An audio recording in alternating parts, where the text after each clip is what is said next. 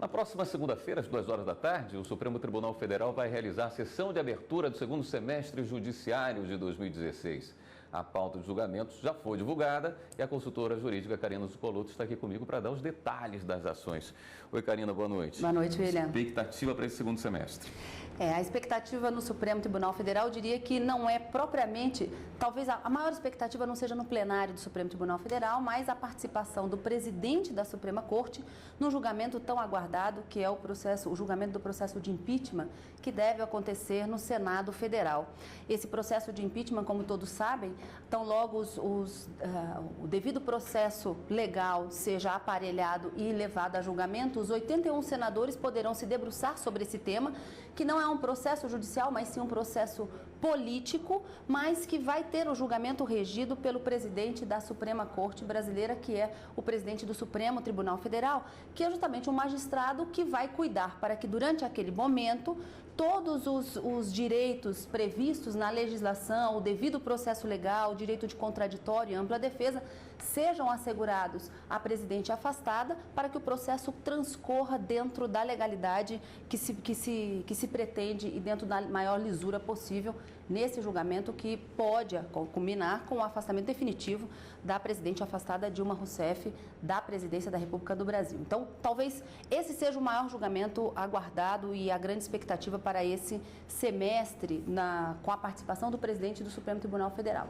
Mas para esse segundo semestre também, nós podemos dizer que há uma expectativa da eleição para o próximo presidente da Suprema Corte também. O ministro Lewandowski deve deixar a presidência, já está terminando o seu segundo ano do seu mandato. Todo presidente da Suprema Corte ele é eleito para 2 biênios, um biênio, na verdade, 2 anos na presidência.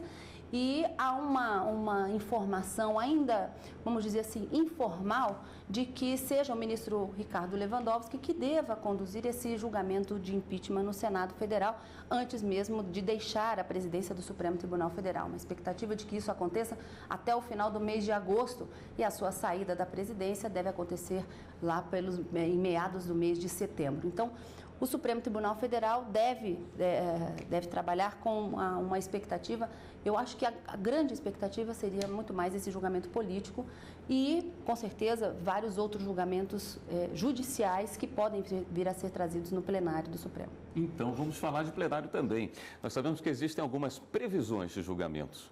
Dentro dessas previsões, você separaria um ou talvez alguns que você acredita que deve acontecer?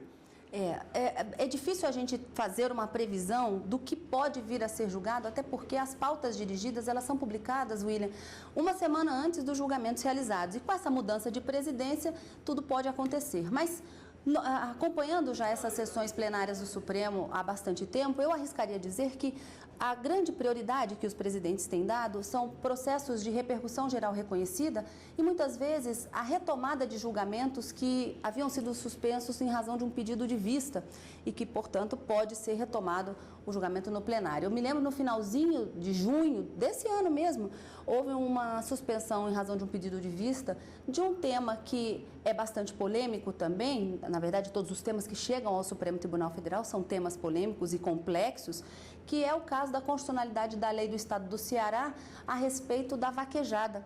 Houve um empate no plenário e um pedido de vista de um ministro acabou suspendendo o julgamento. Então, esse pode ser potencialmente um julgamento que pode acontecer nesse segundo semestre no plenário.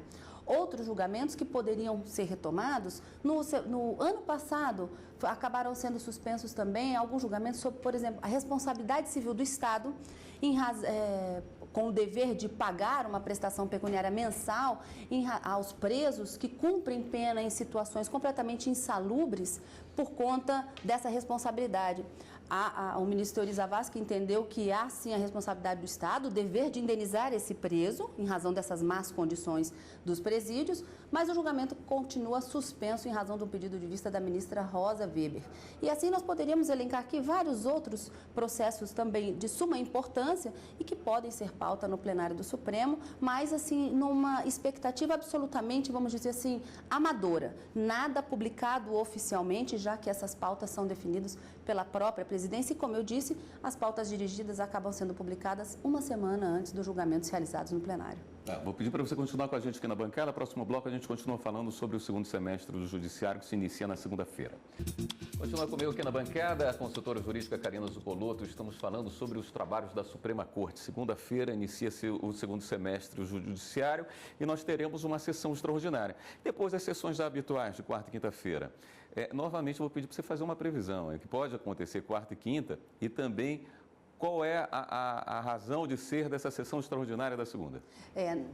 Todo início do semestre judiciário, existe uma sessão solene de abertura desses trabalhos e na segunda-feira, a partir das 14 horas, nós estaremos, eu e Cadu, no direto do plenário, fazendo essa perspectiva e possíveis, fazendo uma previsão daqueles julgamentos que estão pautados para a sessão. Já existe uma lista de processos elencados e, dentre eles, existe um recurso extraordinário, William, bastante interessante e que envolve também, mais uma vez, o direito dos presos e daqueles acusados em processo penal.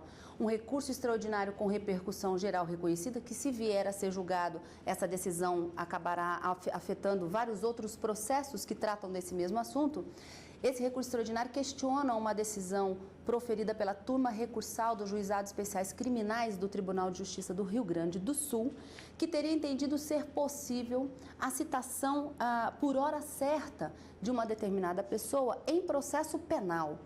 Essa é uma possibilidade prevista no Código de Processo Civil e aqui a decisão dessa turma recursal entendeu ser absolutamente possível a aplicação dessa citação por hora certa no âmbito do processo penal. A Defensoria Pública alega a violação do direito de defesa, direito de ampla defesa previsto na Constituição, alega que essa possibilidade de citação não estaria prevista nem na Constituição, nem em convenções internacionais e que o réu, o preso, tem direito, na verdade, o réu, o acusado, ele tem direito de ser pessoalmente informado sobre aquela acusação formal que sobre ele recai, para que ele possa exercer a plenitude da sua defesa. E que, se isso não acontecer, essa citação por hora certa possibilitaria uma violação desse princípio do contraditório, da ampla defesa, violadores do artigo 5º e desse princípio constitucional tão caro a todo cidadão que acaba sendo acusado, principalmente no processo penal. Você falou em presídio, eu estava lembrando aqui, parece que teremos também uma ação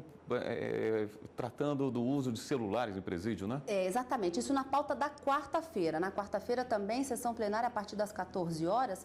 E na pauta de quarta nós temos 5 ações diretas de inconstitucionalidade questionando leis dos estados de Santa Catarina, Paraná, Bahia, Mato Grosso do Sul, que de uma certa forma obrigam as empresas operadoras de telefonia celular a instalarem equipamentos nos presídios ou estabelecimentos prisionais para que haja o bloqueio de sinais de radiocomunicação e impeça o uso desses celulares. O principal argumento nessas ações diretas de inconstitucionalidade é que o Estado estaria transferindo a sua atribuição e o seu dever de garantir a segurança pública aos particulares e que isso seria absolutamente inconstitucional. Há uma alegação também de inconstitucionalidade formal, ou seja, os Estados não poderiam editar essas leis por suas assembleias legislativas, já que essa matéria, esse tema seria de competência, serviços e telecomunicações, seria um tema de competência da União. Só o Congresso Nacional poderia legislar sobre esse tema. Então, esse é um outro argumento também para derrubar essa obrigatoriedade das operadoras de telefonia de terem que arcar com todo o custo para a instalação desses equipamentos nos presídios, para evitar que os sinais sejam propagados e os telefones celulares utilizados pelos condenados ou por aqueles que cumprem pena. Ok, Karina, obrigado pelas suas informações. Bom final de semana, bom descanso. Segunda-feira você está de volta às 14h. Na segunda e na quarta, a sessão plenária está agendada para as 14 horas. E na quinta-feira, acredito que em razão da própria Olimpíada, a sessão plenária deve acontecer pela manhã, mas na quinta-feira também sessão extraordinária. Ok, então, muito obrigado.